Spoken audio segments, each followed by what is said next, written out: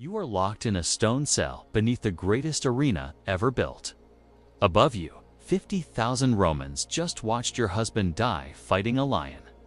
The crowd is leaving. The torches are dimming. Then you hear footsteps, heavy and deliberate, coming closer. Shadow fills your doorway. It's the gladiator who survived today's massacre. He's covered in blood that isn't his own. A guard unlocks your cell. The gladiator points at you. This isn't a scene from a horror movie. This was Tuesday in the Roman Empire. What I'm about to show you is the part of Roman history they do unteach in schools. It's a systematic, state-sponsored nightmare that happened after the crowds went home. This isn't speculation. It's documented by Roman writers themselves.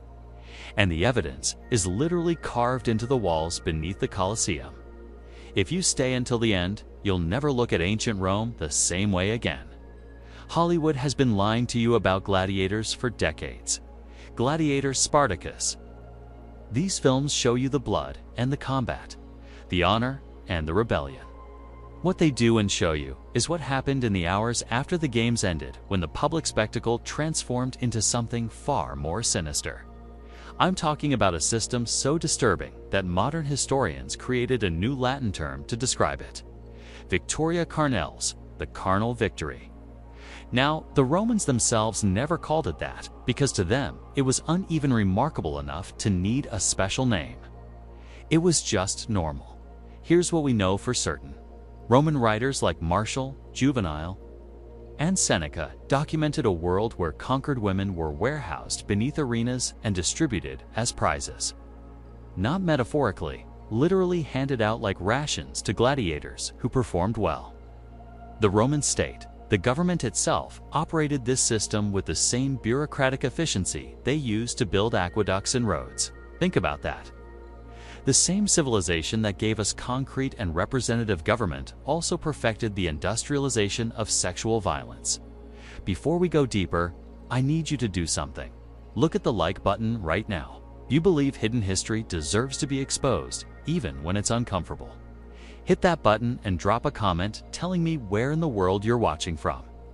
Because this story isn't just about Rome, it's about what empires do when no one's looking. Now, let's descend into the hypergam. To understand what happened in those underground chambers, you have to first understand how Rome turned human beings into inventory. This wasn't random cruelty. This was systematic dehumanization on an industrial scale. And it started the moment Roman legions conquered new territory. When Rome crushed a rebellion in Gaul or annihilated a city in Judea, they didn't just win a battle. They processed an entire population. It was like a factory assembly line for human suffering. Men of military age sent to die in mines or arenas. Children were sold to slave markets across the empire. Women designated as captiva were prizes of war belonging to the states. Here's where it gets truly chilling. Under Roman law, these people weren't legally human anymore. They were classified as other things' property. It's the same legal category as furniture or livestock. A conquered woman had no more rights than a chair. You could do anything to her, and it wouldn't even be technically a crime, because you can't commit a crime against an object. But Rome didn't just dehumanize people through law. They dehumanized them through spectacle. The games weren't just entertainment. They were political theater designed to psychologically dominate both the conquered and Rome's own citizens. When you watched a captured Germanic chieftain fight a lion, you weren't just seeing a man die. You were watching Rome demonstrate what happens to anyone who defies the empire. And during the midday lull, when the elite left for lunch, that's when things got truly sadistic. Historians call these fatal charades mythological reenactments, where condemned prisoners were forced to act out famous myths, except the deaths were real. The poet Martial, writing in the 1st century AD, describes these scenes with disturbing casualness, like he's reviewing a restaurant. He writes about a prisoner dressed as Orpheus, the legendary musician who could charm any creature with his song.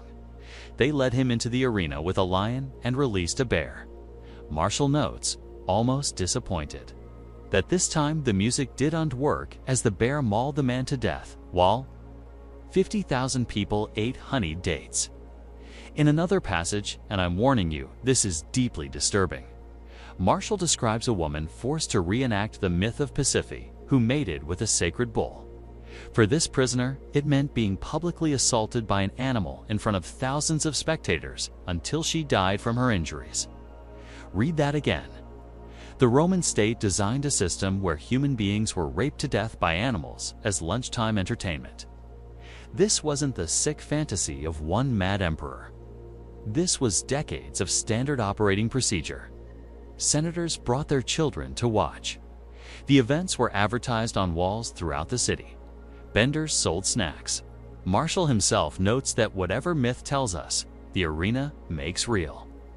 But here's the thing that should terrify you. He's writing this as a compliment. He's praising the efficiency of the system. This was the environment. This industrialized, bureaucratic machinery of cruelty that also processed conquered women into the reward system for gladiators. Now, let's talk about the men who received these rewards.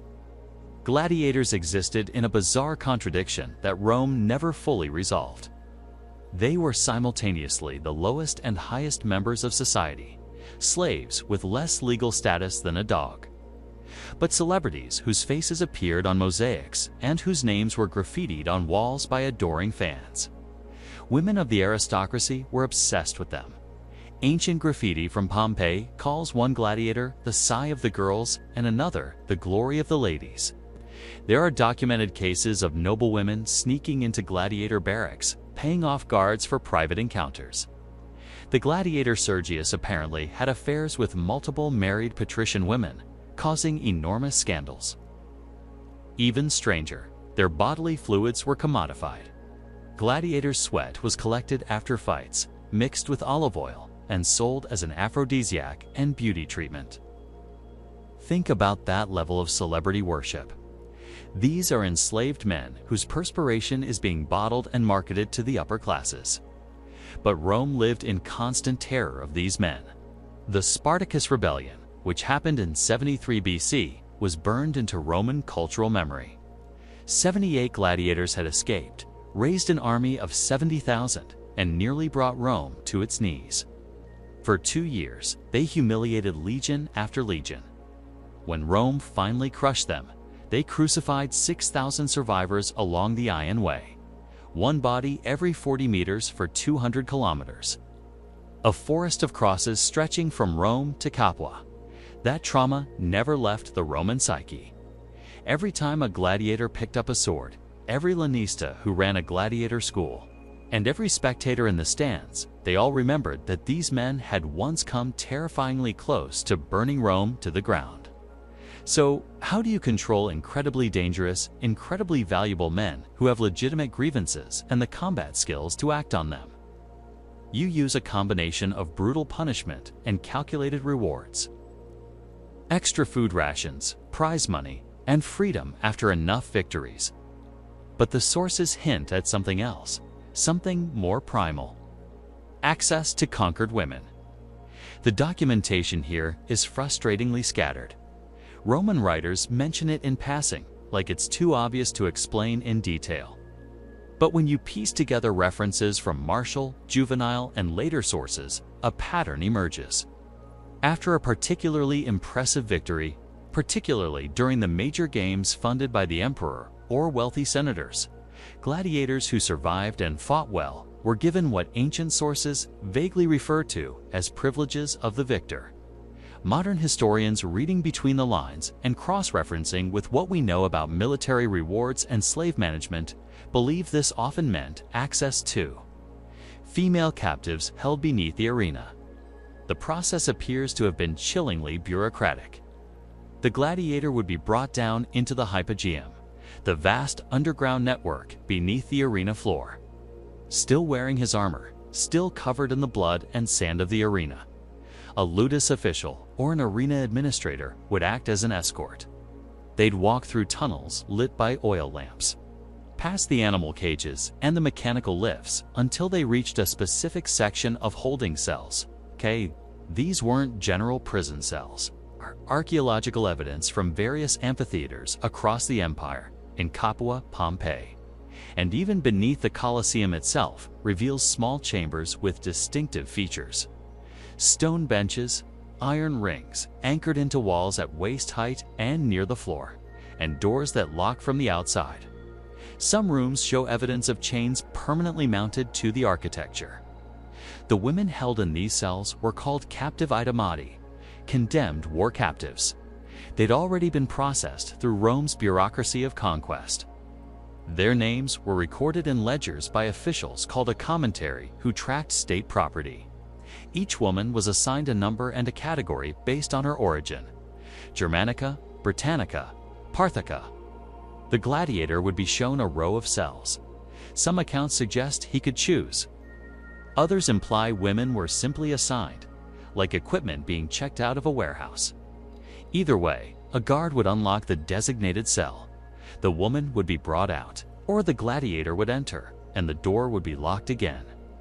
What happened next isn't described in explicit detail in surviving sources, but it doesn't take much imagination. The architecture tells the story. The texts won't.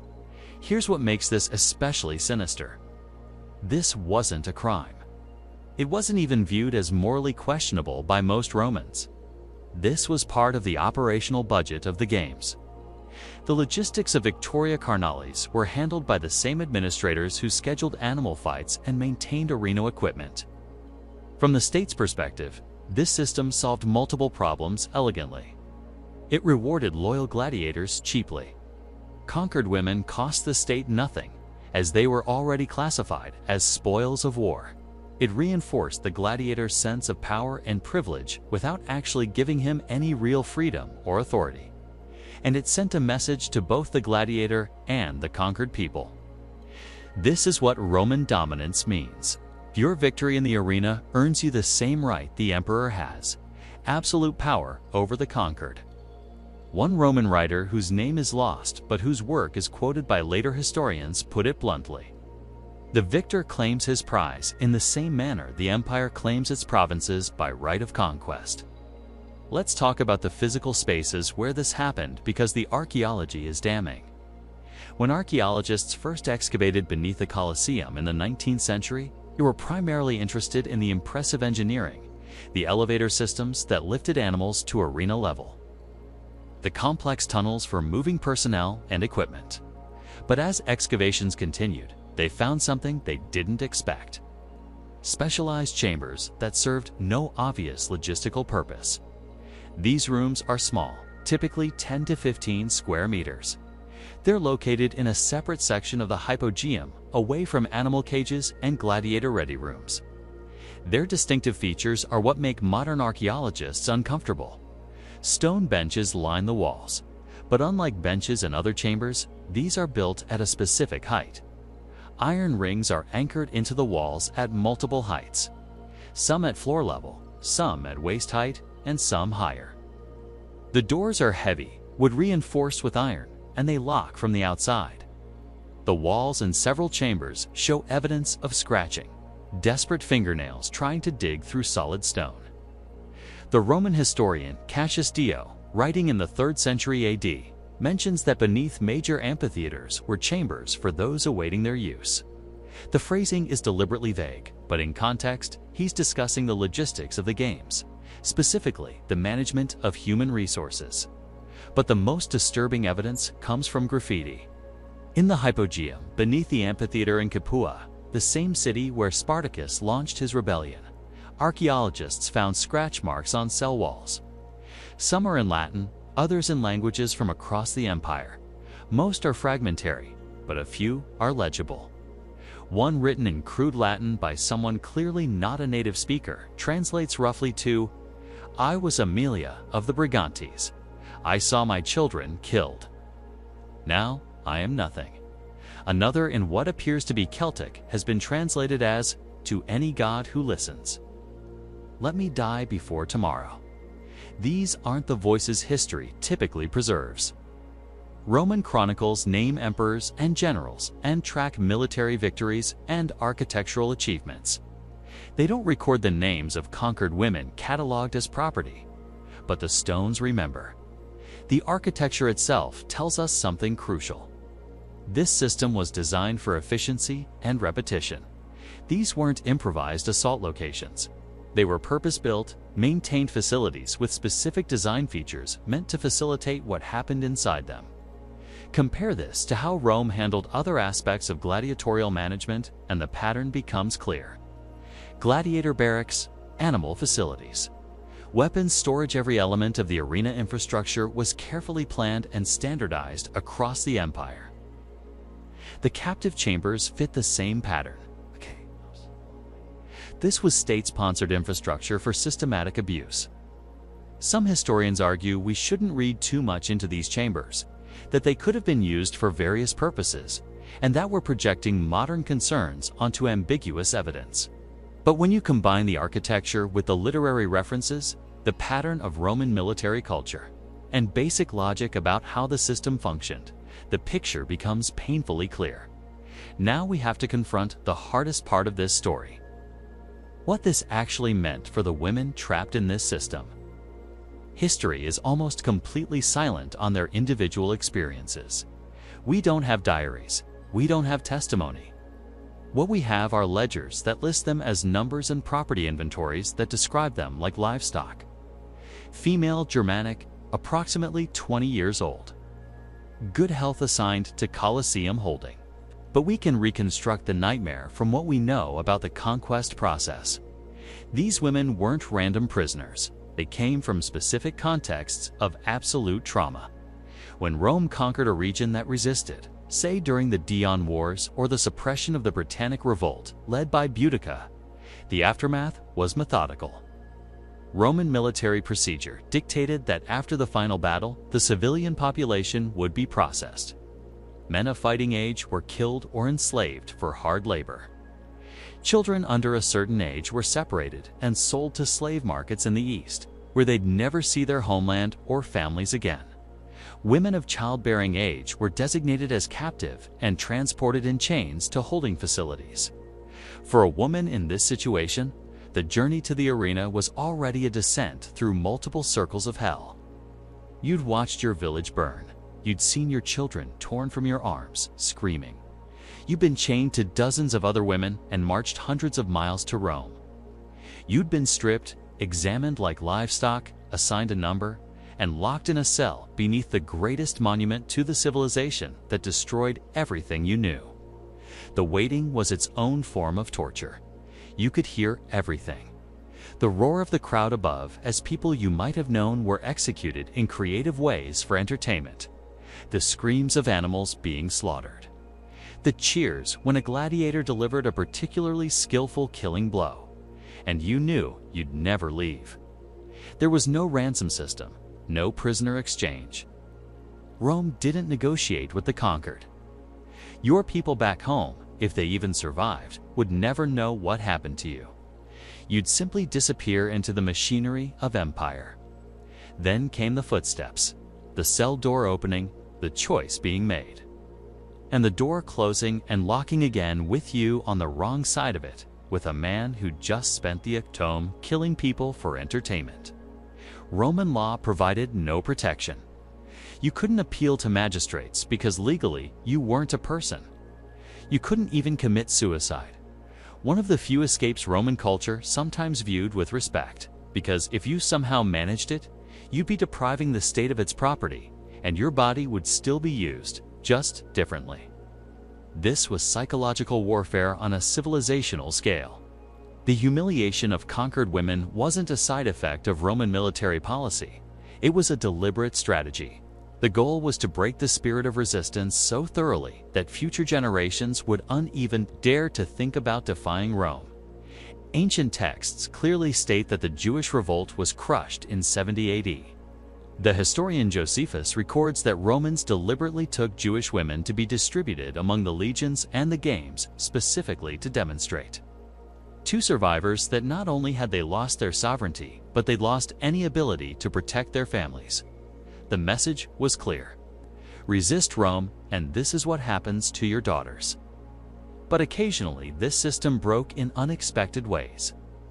For all its industrialized cruelty, Rome was obsessed with maintaining certain fictions about itself. The empire saw itself as bringing civilization and order to the barbarian world. This self-image required that some horrors remain hidden. Which brings us to an event that forced the system into uncomfortable visibility: female gladiators. On extremely rare occasions, women fought in the arena itself. Ancient sources are conflicted about who these women were.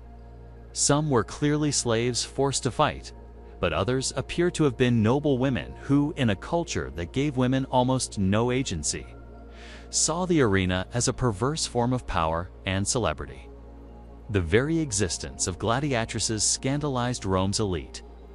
The saddest juvenile wrote with dripping contempt about aristocratic women who trained with gladiator weapons, writing, "What sense of shame can be found in a woman who wears a helmet?" In 200 AD, Emperor Septimius Severus attended games in Antioch that featured female fighters. According to the historian Cassius Dio, who was present, something unexpected happened. The Greek audience reacted with shock and discomfort, treating the fights with the same solemnity they'd give male gladiators. But the Roman spectators, they jeered, shouted sexual comments, and treated the entire event as an obscene joke. The female fighters weren't seen as warriors. They were seen as a sexual spectacle, accidentally placed in a venue meant for death, combat.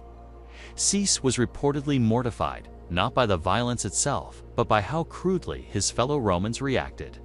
The dignity of the games, his propaganda tool, was being undermined by the audience's inability to separate violence from sex when women were involved. So, he banned women from fighting in the arena entirely. Think about what this tells us. The problem wasn't protecting women from violence. Female captives were still being held in chambers beneath this very arena. The problem was that the violence had become too visible, too public, in a way that made Rome's self-image uncomfortable. The emperor was fine with the abuse. He just wanted it to happen in the shadows where it belonged. The abuse didn't stop after Cyrus's ban. It just returned to the darkness of the hypergum where it had always primarily operated. Anyway, here's what should truly disturb you. This system didn't end with some moral awakening. The games continued for centuries. Even after Rome officially converted to Christianity in the 4th century AD, the gladiatorial games persisted for decades. The last recorded gladiatorial combat happened in 404 AD when a monk named Lemachus jumped into the arena to stop a fight and was torn apart by an outraged crowd. Only then did Emperor Honorius permanently ban gladiatorial combat. But even that didn't end the system of captivity beneath the arenas. The infrastructure remained. The practice of taking war captives remained standard military procedure throughout the Byzantine period. The system eventually faded, not because of moral progress, but because the Roman Empire itself collapsed. The machinery of conquest stopped, so the supply of captives dried up. The institution died from lack of resources, not from ethical evolution. Today, when tourists visit the Colosseum, they take selfies in front of magnificent arches and marvel at ancient engineering. Tour guides talk about gladiatorial combat and animal hunts. Most never mention what happened in the chambers below. The stones are still there. Those rings bolted into the walls haven't rusted away. The scratch marks from desperate fingernails are still preserved beneath centuries of dust. The ledgers that recorded human beings as inventory items are stored in Vatican archives and museums across Europe, available to anyone who wants to read them. We're not talking about a few isolated incidents. This was policy. This was infrastructure. This was normal.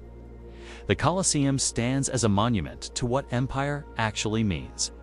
Not just the grand architecture and military victories we celebrate, but the industrialized horror required to maintain absolute power. Every stone in that arena was bought with more than money. It was bought with lives deliberately destroyed in the most systematic ways humans have ever devised. The spectacle on the sand was only the half of it that Rome wanted you to see. The other half happened in those chambers beneath your feet in the moments after the crowd's roar faded into silence. Those voices, the ones that weren't supposed to be preserved, the ones Roman chroniclers didn't think worth recording, are still there in those walls if you're willing to listen. And that's the story they don't teach in history class. If this exposed something you've never heard before, hit that subscribe button and turn on notifications because we're going to keep uncovering the history they tried to erase. Drop a comment with your thoughts, and I'll see you in the next investigation into the darkest corners of the past.